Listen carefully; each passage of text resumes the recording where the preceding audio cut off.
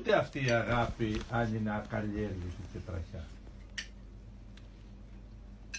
Λέει ο άλλος, έχω αγάπη προς τον Θεό. Αν έχεις όμως αγάπη προς τον Θεό, αγάπη, αλλά ταυτόχρονα η αγάπη σου αυτή είναι σαν εκείνη που είπε ο Χριστός, σκοτώνουν μερικοί και λένε ότι κάνουν έργο Θεού.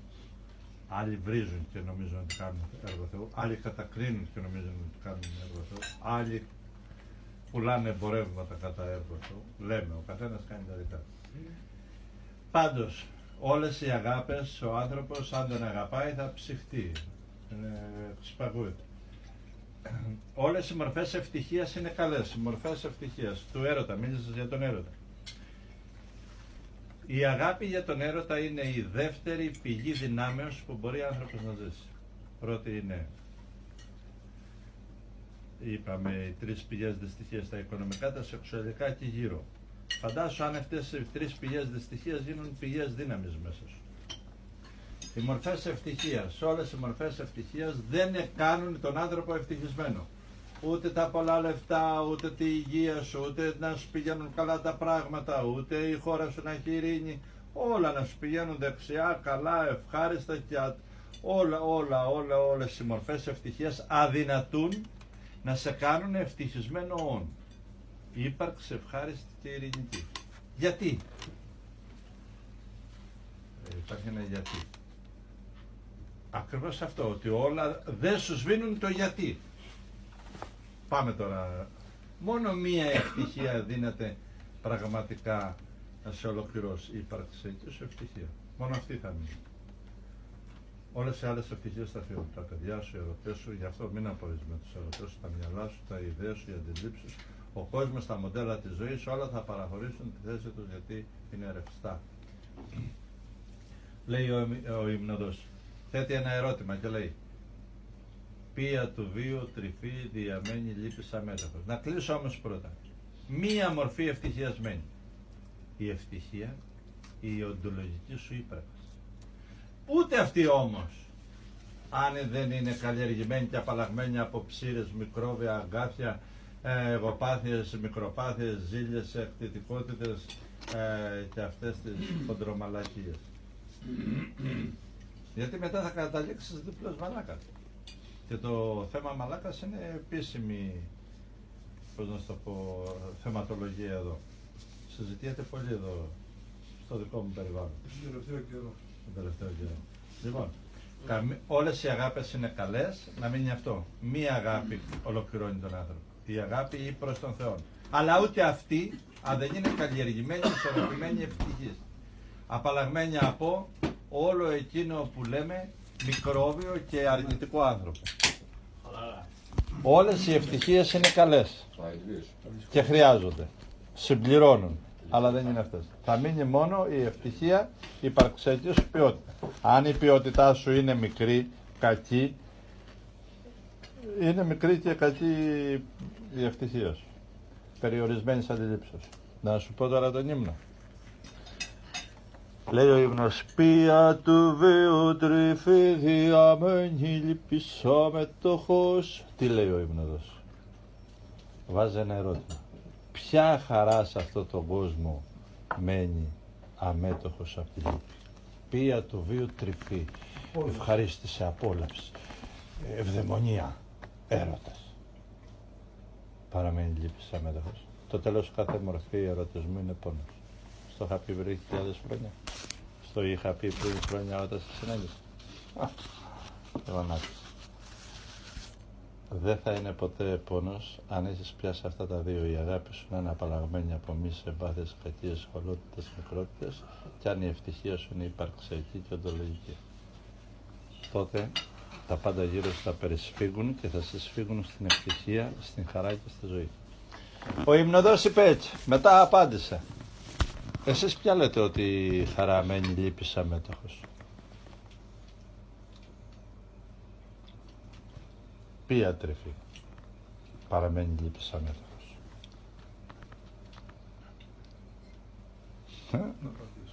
Να μένει. Το ερώτημα το θέτει ο υμνοδός, όχι τότε που το είπε 1000 χρόνια π.Χ., 1500. Το θέτει για εμάς σήμερα, για τους αυριανούς, για τους χτεσινούς, για τους ιερείς, για τους τρελούς, για τους λογικούς. Βέβαια τον ύμνο εσείς το ξέρετε τι λέει μετά. Λίγο πολύ. Ναι, αλλά είναι τοποθετήσεις του υμνοδού. Ναι.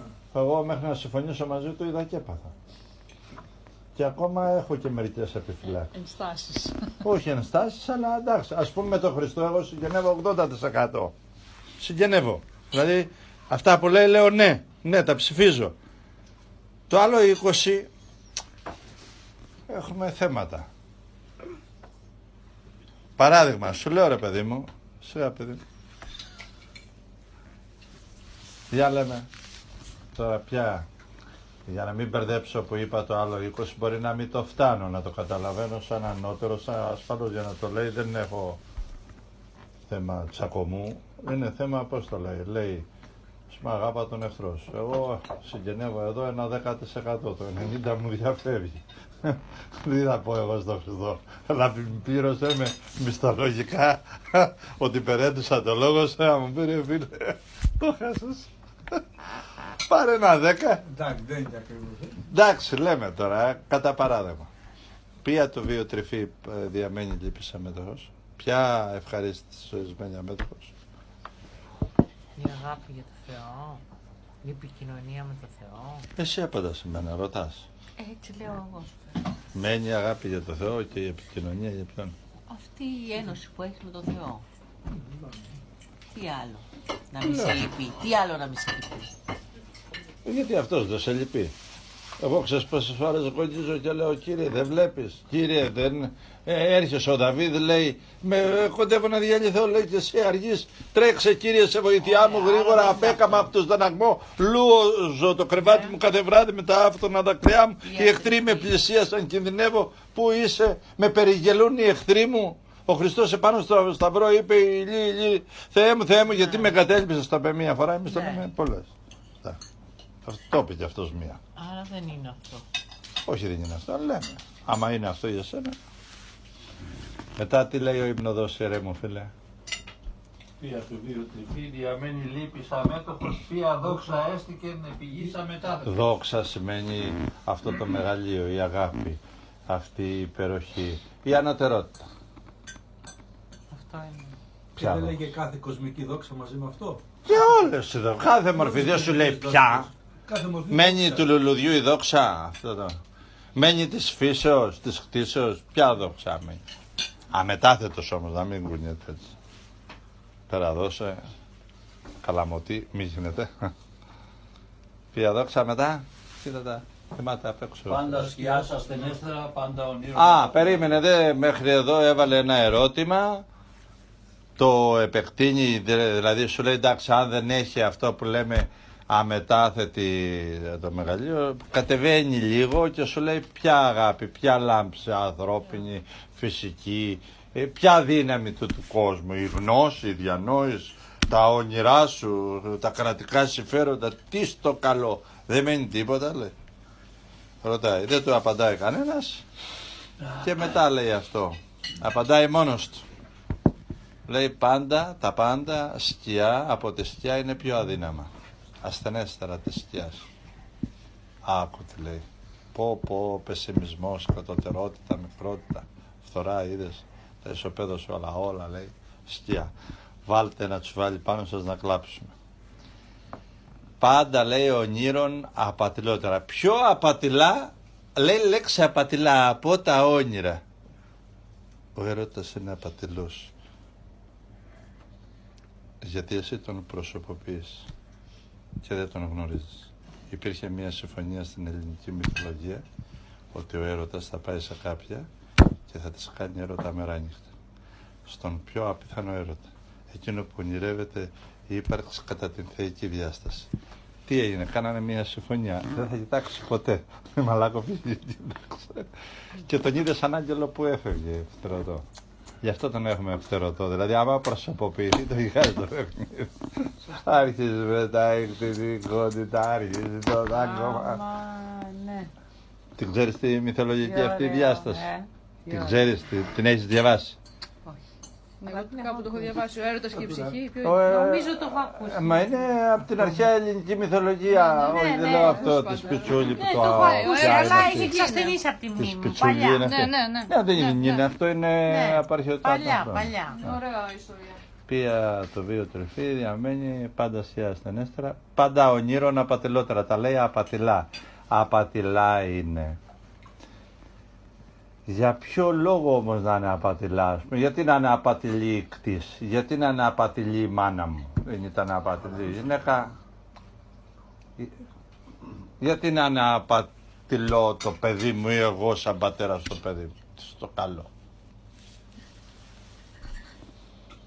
Διότι υποσχόμαστε την γέμιση στον άλλον και δεν είμαστε γεμάτοι. Ένας Άγιος δεν είναι απατηλός, είναι αυθεντικός. Γεμάτος. Σωστά. Και πώς γεμίζει? Εκείνος που Στέλνουμε το κλειδί. εκείνος που έχει τον εαυτό του, αυτός είναι γεμάτος. Δεν μπορείς, αν δεν είσαι ο εαυτός σου... Και πώς έχεις τον εαυτό σου? Όλο θέατρα παίζουν. Όχι όλοι. Κάποτε φεύγουμε γι' αυτά. Και άλλωστε το θέατρο έχει να δώσει και αυτό παραστάσεις. Και τι λέει ο υμνοδός πιο κάτω? Η απατηλότητα εν τέλει είναι ότι δεν έχεις τον εαυτό σου, Ναι. και δεν μπορείς να δώσεις τίποτα.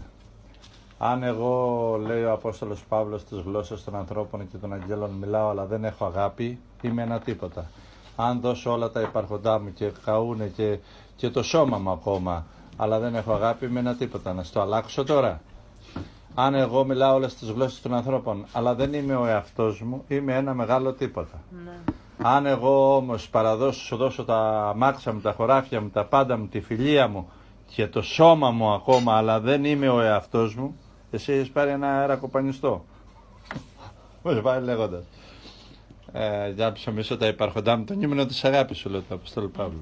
Λίγο αλλαγμένο, γιατί εκεί που λέει αγάπη, εδώ σε αυτό που λέω εγώ, είναι ακριβώς αυτό. Με την υπεραστή. Πάντα ασκιάς ασθενέστερα, πάντα ονείρων απαντών.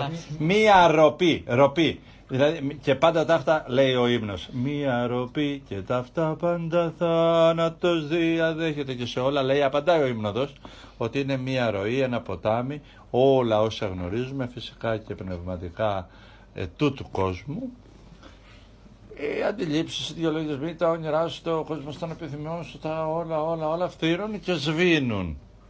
Μία ροπή προς τον θάνατο, στην αποσύνθεση, στο θάνατο, στη φθορά. Παρουσιάζει σαν νικητή τη φθορά. Τη φθορά. Ο Απόστολος Παύλος όμως εδώ διαχωρίστηκε, γιατί είχε πει κι αν τα πάντα το σώμα, λέει, τρέχει προς τη φθορά, το μεν ορατό σώμα προς τη φθορά, το δε αόρατο από δόξα σε δόξα ανανεώνεται κάθε στιγμή. Σοβαρό αυτό. Μία ροπή και πάντα τα αυτά θάνατος διαδέχεται. Εσύ πιστεύεις ότι τα πάντα διαδέχεται θάνατος? Αν διαδέχεται τα πάντα ο θάνατος, Τελειώνουν δηλαδή. Αυτό. πρόβλημα δεν είναι. Άρα δικαίως δεν βρίσκουμε άκρη.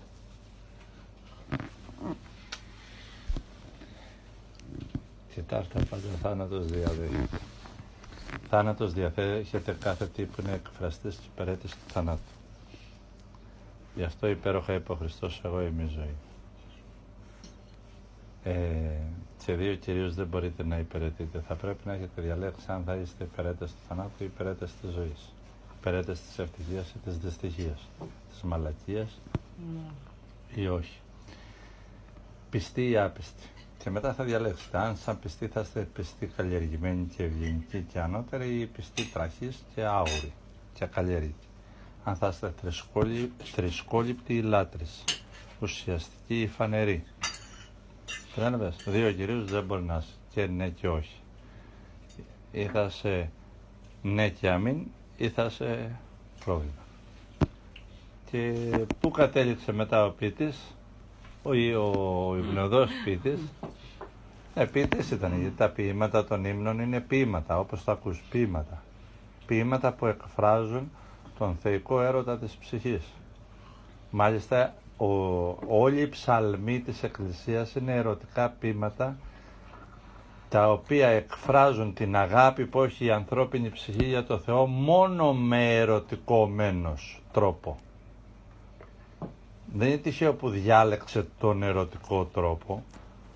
Υπάρχει λόγος. Λοιπόν, γι' αυτό δικαιώνεται και ο Δαβίδ που αγαπούσε, κατάλαβες. Αλλιώς δεν θα μπορούσε να είναι ερωτικά και ποιητικά. Θα ήταν ποιητικά, αλλά μη ερωτικά. Μετά εδόξασε τον Χριστό. Το ξέρεις τον ύμνο? Το ξέρετε, Τα παιδιά το ξέρουν. Εσύ Θοδώρα μου το ξέρεις? Κοιτάς τα πάντα θάνατος διαδέχεται, αλλά εν το φωτί Χριστέ του προσώπου σου, το φως του προσώπου σου. Δεν λέει το φως της θεότητός σου, το φως του προσώπου σου. Δεν λέει το φως της διδασκαλίας σου, το φως του προσώπου σου. Σου δείχνει ο υμνοδός ότι εσύ είσαι πρόσωπο απέναντι στο Θεό και ο Θεός σου χάρισε πρόσωπο. Τίποτε, δισεκατομμύρια, τρισεκατομμύρια, άπειρα όντα να γίνουν, να γεννηθούν στους αιώνες, αιώνια, δεν θα γίνει ποτέ άλλη Θεοδώρα έτσι. Ποτέ. Θα μοιάζουν, θα πλησιάζουν, θα ομοιώνονται, θα είναι, αλλά η μοναδικότητά σου εκ Θεού άμετρη. Απεριόριστα, αλλά το φωτί Χριστέ του προσώπου και των γλυκασμών της ισερότητας. Κοίτα λέξεις που χρησιμοποιεί, το γλυκασμό.